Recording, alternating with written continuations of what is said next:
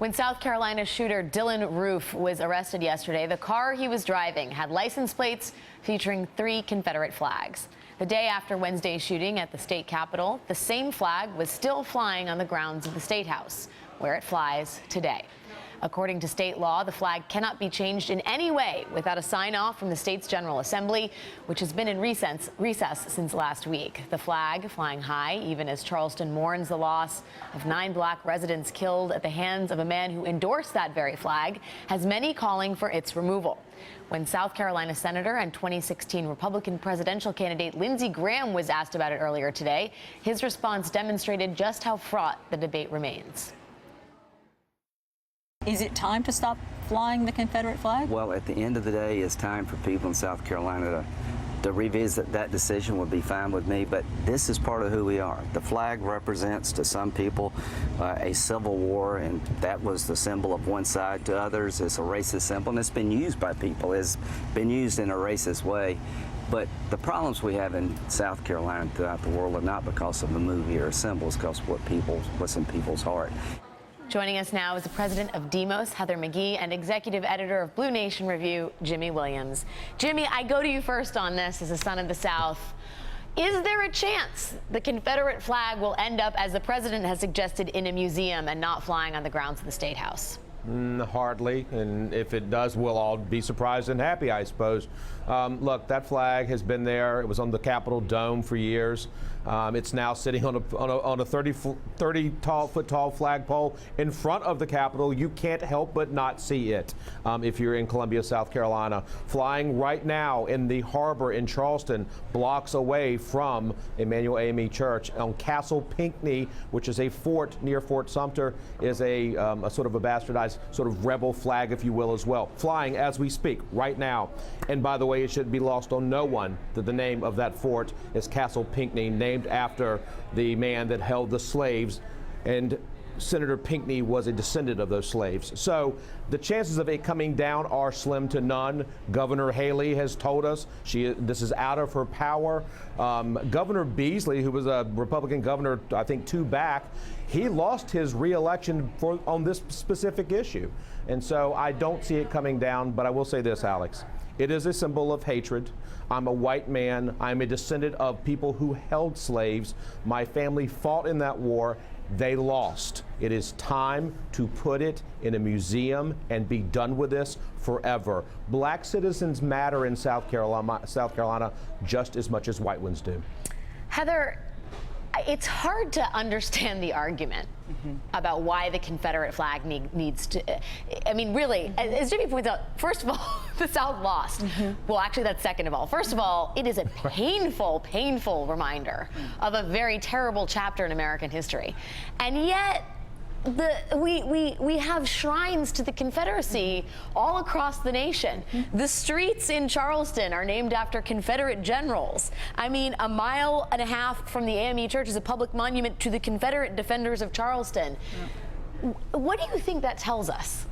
Well, I think it says a lot of things. I'm actually not surprised at all that it still continues to be a lionized symbol. This country, its economic system, its political system, its very constitution was founded on the belief in unequal human value, and particularly in the lack of humanity of Black people, of my ancestors.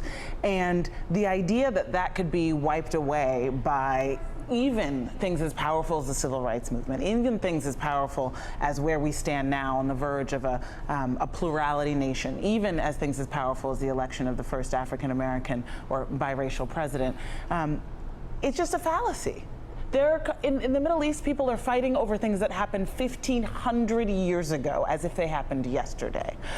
We have to recognize how much, even though we're a country that, really doesn't takes history very seriously. We like to think of ourselves as a constantly reinventing nation. Our symbols matter, our deep-seated beliefs matter, and that is the terrain on which we actually have to heal and create a new story for the country. So, of course, the Confederate flag, which meant a moment of rebellion, which meant a sort of undying sense of independence, of masculinity, of white supremacy if you're a white person who believes these things, in the most sort of giving you your own sense of confidence about your place in the world, yeah, that's going to be hard to give up. It's identity making. It's meaning making. Of course, it's going to be hard to give up. That's why it calls for leadership, for multiracial leadership, to say that we have to tell ourselves a different story right now about who matters. Joshua, I mean, it is important to note that when you talk about the founding principles of the Confederacy, this thing that the flag represents, this is from the Vice President of the Confederacy, Alexander Stephens, talking of it. Its foundations are laid, its cornerstone rests upon the great truth that the Negro is not equal to the white man, that slavery's subordination to the superior race is his natural and normal condition. That's what the Confederacy was about.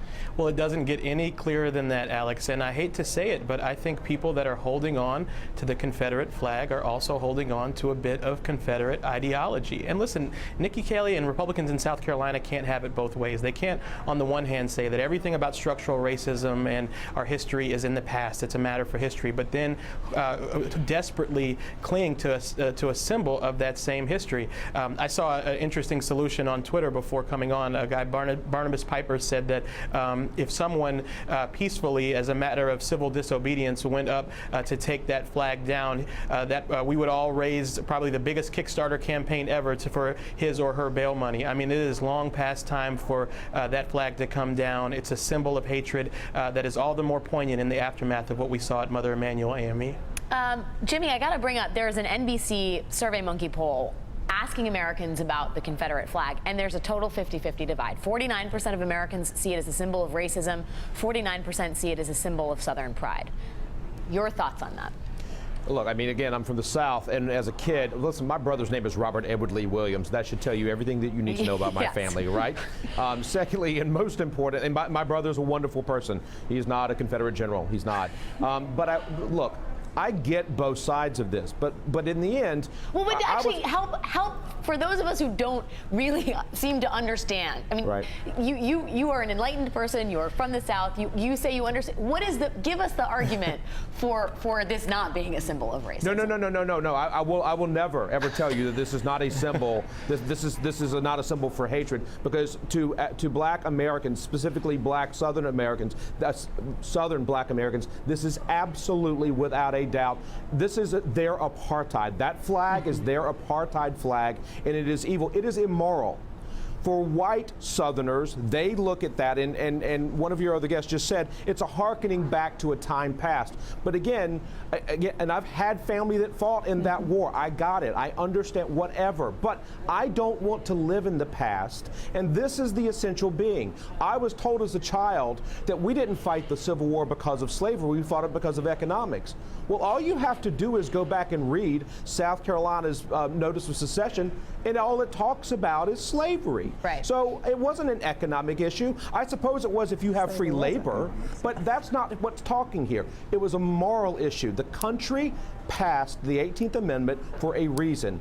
It was immoral to enslave people. Heather just said, in our founding documents, it was the races were unequal. It took us a very long time to fix that problem on paper, and it's going to take us a much longer time to fix it in reality. That's the difference here. Jimmy Williams and Joshua Dubois, thank you guys for your time. Heather, hang with me.